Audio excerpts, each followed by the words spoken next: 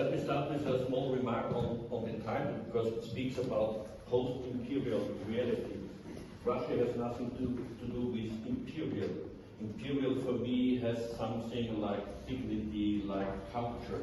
Russia never had this kind of culture and dignity. It was always aggressive, expansive, and they had not a king, but this was just a facade.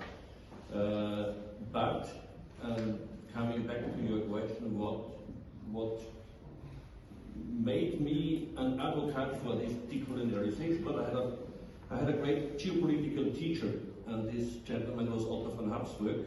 Some might have heard his name, as the family is connected with Austrian history for 600 and more years. And Otto von Habsburg was one of the politicians in the western part of Europe who was always speaking about the end of colonialization, and the last colonial empire we have is Russia. Even in the time of Soviet Union, he was speaking about that. So I learned from him that we have some job to do, and this Russia is an imperialistic, colonialistic power, and will come to an end. It will happen, but we don't know when. The point is that Russia for us was always there.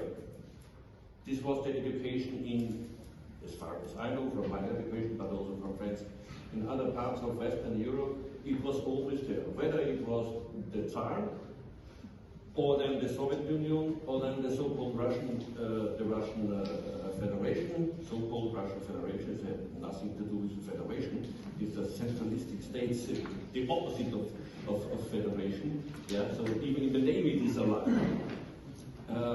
But this empire, this imperialistic power, was always there.